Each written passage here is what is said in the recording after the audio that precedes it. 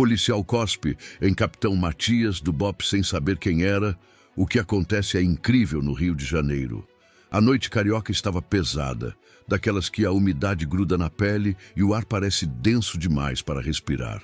No complexo do Alemão, as luzes piscavam irregulares entre as casas que se amontoavam morro acima, criando um mosaico urbano que só quem conhece o Rio entende de verdade. Era quase meia-noite quando o capitão Matias desceu da viatura descaracterizada. Não usava farda. Apenas uma bermuda escura, chinelo havaianas e uma camiseta simples. Depois de 18 horas ininterruptas de operação, tinha parado em um posto de gasolina na Tijuca para abastecer antes de voltar para casa. O corpo alto, a postura ereta, os movimentos calculados, tudo nele ainda respirava disciplina militar, mesmo vestido como qualquer morador da cidade. Mas na escuridão parcial do posto, para olhos desatentos, ele era apenas mais um homem negro, sozinho, numa hora considerada suspeita. Matias conhecia aquela sensação, a de ser observado antes mesmo de fazer qualquer coisa, a de carregar nas costas o peso de estereótipos que ele não criou, mas que o seguiam como uma sombra persistente. Ele se dirigiu ao caixa, trocando algumas palavras cordiais com o frentista que o conhecia da rotina. "Capitão, como foi o dia?" perguntou o rapaz, que sabia exatamente quem era aquele cliente respeitoso que sempre parava ali. "Longo, irmão. Muito longo", respondeu Matias, tirando a carteira do bolso. Foi então que viu os dois policiais militares se aproximando. Jovens, provavelmente recém-formados, caminhavam com aquela confiança exagerada de quem ainda precisa provar algo. O primeiro, um soldado loiro de olhos claros, mantinha a mão próxima ao coldre. O segundo, moreno, seguia uns passos atrás, observando. "Ei, você aí!" gritou o soldado loiro, se dirigindo a Matias. "Para onde está indo a essa hora?" Matias se virou lentamente. Seus olhos encontraram os do policial. 2 décadas de experiência lhe ensinaram a ler situações rapidamente. Reconheceu o tipo: jovem, inseguro, compensando o medo com agressividade. "Boa noite, soldado", respondeu com voz calma.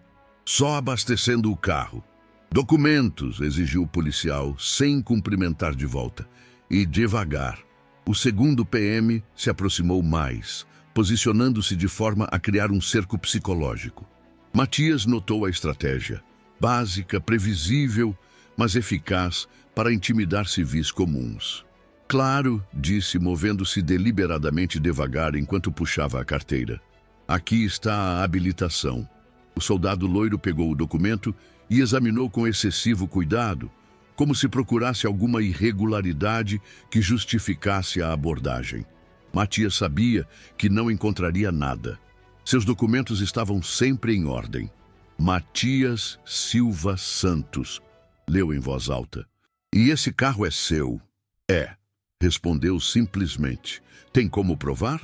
Matias suspirou internamente. 20 anos defendendo a lei, arriscando a vida nas ruas mais perigosas do Rio, e ali estava, sendo questionado sobre a posse do próprio veículo. "O documento do carro está no porta-luvas", explicou. "Posso pegar?" "Não, você fica aí. Eu vou buscar." Foi quando aconteceu. O soldado loiro caminhou até o carro, examinou os papéis e retornou com uma expressão ainda mais desconfiada. "Esse carro é muito caro para alguém como você", disse, devolvendo os documentos com desdém.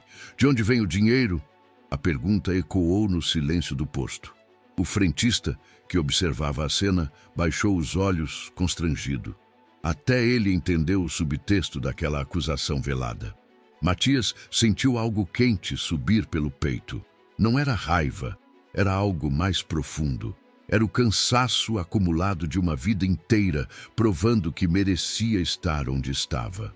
"Soldado", disse, mantendo a voz controlada, "o carro foi comprado com o meu salário. Trabalho há 20 anos. "Trabalha onde?" "Na Polícia Militar do Estado do Rio de Janeiro." O soldado riu. Uma gargalhada seca, descrente. "Claro que trabalha", debochou. "E eu sou o Papa." Foi quando cuspiu, um escarro que atingiu o pé de Matias e respingou na bermuda. O silêncio que se seguiu foi ensurdecedor. O frentista engoliu em seco. O segundo PM olhou para o colega com algo que poderia ser surpresa ou desconforto. Matias não se moveu. Por longos segundos, apenas olhou para o soldado que acabara de cuspir nele. Nos olhos de Matias, 2 décadas de experiência em situações extremas. Nos olhos do soldado, a percepção lenta de que talvez tivesse cometido um erro. "Você tem certeza do que acabou de fazer?" perguntou Matias, a voz agora carregando uma autoridade que não estava ali antes. Algo na entonação fez o soldado hesitar. O segundo PM deu um passo para trás, instintivamente. Eu estava fazendo o meu trabalho", gaguejou o loiro. Matias puxou o telefone do bolso e discou um número. A ligação foi atendida no primeiro toque. "Major Ferreira, aqui é o Capitão Matias. Estou no posto da Tijuca, na Rua Conde de Bonfim. Preciso que envie uma viatura do comando para me buscar." "Sim, senhor. Problema com uma abordagem." A mudança no rosto do soldado foi visível. O sangue sumiu das bochechas. Os olhos se arregalaram. "Capitão?" murmurou. "Soldado Mendes", disse Matias, lendo a identificação no uniforme. "Matrícula 447-1832. Acabou de cuspir em um oficial superior, na frente de testemunhas." O segundo PM, que até então se mantinha calado, deu 2 passos para trás. Sabia exatamente o que aquilo significava. "Sim, senhor. Eu não sabia", começou Mendes. "Não sabia o quê? Que eu era policial? Ou não sabia que não se deve cuspir em ninguém, independente de quem seja?" A pergunta ficou suspensa no ar. Matias continuou. "Soldado, em 20 anos de corporação, participei de mais de 200 operações. Já entrei em favelas onde vocês dois não teriam coragem de pisar. Já salvei vidas de pessoas que nem conhecia. E hoje, depois de 18 horas seguidas de trabalho, paro para abastecer o carro e sou humilhado por alguém que deveria ser meu colega de corporação." A viatura chegou em menos de 10 minutos. 3 policiais desceram, incluindo um sargento que Matias conhecia há anos. "Capitão Matias", cumprimentou o sargento com respeito evidente. "O que houve?" "Sargento Costa, esse soldado me abordou sem motivo, questionou meus documentos, insinuou que eu era um criminoso e, por fim, cuspiu em mim." O sargento olhou para Mendes com uma expressão que misturava incredulidade e fúria. "Soldado Mendes, confirma a versão do capitão?" Mendes olhava para o chão, as mãos tremendo levemente. Eu não sabia que ele era capitão, sargento. E isso justifica ter cuspido nele." Silêncio. O frentista se aproximou timidamente. "Sargento, posso falar? Eu vi tudo. O capitão Matias vem aqui há anos. É uma pessoa educada, respeitosa. Nunca vi ele alterar a voz com ninguém. Hoje ele só estava abastecendo, como sempre faz." Matias olhou para o rapaz com gratidão. Testemunhas eram importantes, mas testemunhas que falavam a verdade eram raras. "Soldado Mendes", disse o sargento, "o senhor está preso por desacato e agressão a superior hierárquico. Tem direito a permanecer calado. Se essa história está mexendo com algo dentro de você, se está fazendo refletir sobre quantas vezes julgamos antes de conhecer, deixe seu like e se inscreva no canal. Histórias como essa precisam ser contadas, porque elas revelam verdades que muitos preferem ignorar. O que aconteceu a seguir não foi só uma questão de hierarquia militar. Foi sobre dignidade, respeito e as feridas invisíveis que o preconceito deixa em quem o sofre. No caminho para o distrito, Matias não falou muito. Olhava pela janela, vendo a cidade passar, pensando em como uma simples ida ao posto de gasolina se transformara em mais um episódio de uma longa coleção de situações similares. "Capitão", disse o sargento Costa, quebrando o silêncio, "lamento muito pelo que aconteceu. Esse garoto ainda tem muito que aprender." "Sargento, não é só sobre aprender, é sobre entender que por trás de cada uniforme existe uma pessoa.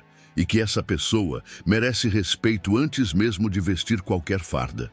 O distrito estava movimentado mesmo àquela hora. Matias conhecia aquele ambiente. As mesas de metal, o cheiro de café velho, o barulho constante de papéis e telefones. Mas estar ali como vítima, não como policial, era diferente. O delegado de plantão, Dr. Rodrigues, o recebeu pessoalmente. Capitão Matias, ouvi falar do ocorrido. Lamentável. Vamos registrar tudo corretamente.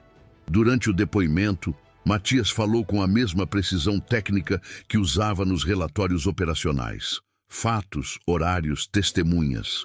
Mas por trás da objetividade, havia camadas de significado que nenhum papel conseguiria capturar. Doutor, disse ele em certo momento, não estou aqui por vingança. Estou aqui porque, se não fizer nada, amanhã esse soldado vai abordar outro homem negro, em outra situação, e pode repetir a mesma coisa. Ou pior, o delegado assentiu, entendendo que aquilo era maior que uma simples ocorrência. Mendes foi ouvido em sala separada. Matias não conseguia escutar o depoimento, mas via através do vidro a linguagem corporal do jovem soldado, ombros curvados, cabeça baixa, gestos nervosos. Horas depois, quando tudo estava devidamente registrado, Matias saiu do distrito. O sol começava a nascer sobre o rio, pintando o céu com tons alaranjados que refletiam na Baía de Guanabara. Sargento Costa o acompanhou até o carro. Capitão, posso fazer uma pergunta pessoal? Claro, sargento. Como o senhor mantém a calma em situações assim? Porque se fosse comigo... Matias sorriu pela primeira vez desde a noite anterior. Sargento, aprendi há muito tempo que a raiva queima primeiro quem a sente. Aquele garoto agiu por ignorância, por medo, por preconceito. Mas se eu reagisse com raiva, quem sairia ferido seria eu. E agora? O que acontece com ele? Agora ele vai enfrentar as consequências. Vai ter que explicar para os superiores, para a família, para si mesmo, por que cuspiu em um colega de profissão. Vai ter que olhar no espelho e se questionar sobre que tipo de policial ele quer ser. Costa balançou a cabeça, impressionado com a maturidade da resposta. O senhor é um exemplo, capitão, para todos nós. No caminho para casa, Matias pensou em tudo o que acontecera. Em 2 décadas de carreira, quantas situações similares havia enfrentado? Quantas vezes teve que provar que merecia estar onde estava? Mas também pensou em quantos colegas respeitosos conhecera. Quantos soldados, sargentos, tenentes que trabalhavam com profissionalismo e dignidade, independente da cor da pele de quem abordavam. O problema não era a instituição em si. Era o que alguns indivíduos levavam para dentro dela. Seus medos, preconceitos e inseguranças pessoais. 3 semanas depois, Matias recebeu uma ligação do coronel-comandante da unidade onde Mendes serviria. Capitão, o soldado Mendes foi transferido para atividades administrativas. Vai passar por um curso de reciclagem sobre abordagem policial e relações humanas. Também quis que o senhor soubesse que ele pediu para falar com o senhor. Matias ficou em silêncio por alguns segundos. Ele quer se desculpar? Sim. Disse que não consegue dormir direito desde aquela noite, que entendeu a gravidade do que fez. Coronel, posso pedir um favor? Se ele realmente mudou, se realmente entendeu, que essa seja uma oportunidade de crescimento, não de destruição. A corporação precisa de policiais melhores, não de policiais destruídos. Semanas mais tarde, o encontro aconteceu no próprio batalhão, onde Matias servia. Mendes chegou acompanhado do sargento Costa, que fez questão de estar presente. O jovem soldado parecia ter envelhecido anos em poucas semanas. Os olhos estavam diferentes, menos arrogantes, mais reflexivos. Capitão, começou com voz embargada, eu vim pedir desculpas. Não apenas pelo que fiz, mas pelo que eu era, pelo que pensava, pelo que aprendi em casa e nunca questionei. Matias o escutou em silêncio. Desde aquela noite conversei com minha mãe, com meus amigos, comigo mesmo. Percebi quantas vezes agi como agi com o Senhor. Quantas pessoas humilhei por puro preconceito. E o que mudou, soldado? Entendi que o uniforme não me dá o direito de desrespeitar ninguém. Que ser policial significa proteger e servir a todos, sem exceção. E que o Senhor, com a experiência que tem, com tudo que já enfrentou, merecia no mínimo meu respeito. Matias se levantou e caminhou até a janela, olhando para a cidade lá embaixo. Soldado Mendes, você quer saber o que mais me doeu naquela noite?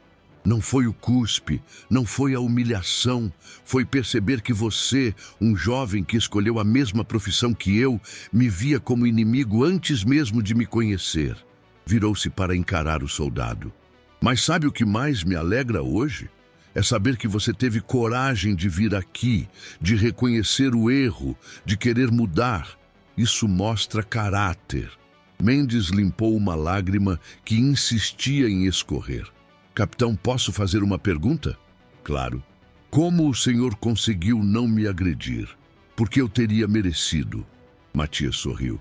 Porque violência gera violência, soldado. E porque aprendi que a verdadeira força está em saber quando não usar a força. Aquela noite, minha arma mais poderosa foi minha dignidade. O encontro durou mais 1 hora. Conversaram sobre policiamento, sobre respeito, sobre como pequenos gestos podem mudar vidas, para melhor ou para pior.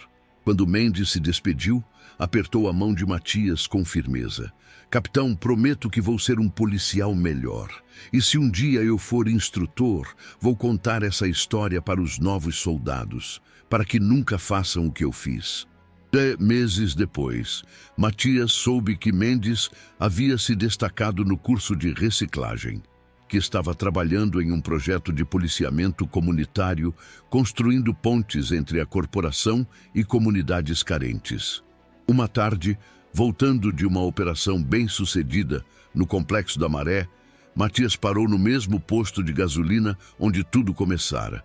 O frentista o cumprimentou com o sorriso de sempre. E aí, capitão, como foi o dia? Produtivo, irmão. Muito produtivo. Enquanto abastecia, viu uma viatura se aproximar. 2 policiais desceram, um veterano e um jovem soldado que parecia estar aprendendo com o mais experiente. Observou a abordagem a um grupo de jovens que conversava próximo ao posto. Firme, mas respeitosa. Profissional, mas humana. Sorriu. Pequenas mudanças, mas mudanças reais. Ao sair do posto, passou pelos policiais e acenou. O veterano retribuiu o cumprimento com respeito militar. O jovem soldado fez o mesmo, mas antes olhou nos olhos de Matias com algo que parecia reconhecimento. Reconhecimento de que ali estava alguém que merecia respeito, não apenas pela patente, mas pela dignidade com que carregava sua história. Naquela noite, em casa, Matias olhou no espelho. Viu as mesmas marcas de expressão que 2 décadas de tensão haviam esculpido em seu rosto. Mas também viu algo novo. A satisfação de quem sabe que sua luta individual pode contribuir para mudanças coletivas. Não era apenas sobre ele. Era sobre todos os homens e mulheres negros que enfrentavam diariamente olhares de suspeita, questionamentos desnecessários, humilhações gratuitas. Era sobre criar um mundo onde a competência falasse mais alto que a cor da pele. Onde o respeito fosse o ponto de partida, não o ponto de chegada. Era sobre transformar dor em propósito. A cidade lá fora continuava movimentada, com suas luzes piscando entre morros e asfalto. E em algum lugar, um jovem soldado estava aprendendo que ser policial significava muito mais do que portar uma arma e uma farda. Significava carregar a responsabilidade de proteger a dignidade de cada pessoa que encontrasse pelo caminho. Porque mudanças reais começam quando temos coragem de olhar para nossos próprios preconceitos e decidimos ser melhores. Se essa história te tocou, se te fez refletir sobre o poder do respeito e da dignidade, compartilhe com outras pessoas. Deixe seu comentário sobre o que você achou. Se inscreva no canal para mais histórias que precisam ser contadas. Porque quando escolhemos ver o ser humano antes do estereótipo, quando optamos pelo diálogo em vez do confronto, criamos um mundo onde todos podem caminhar com dignidade. E esse mundo melhor começa agora, com cada um de nós.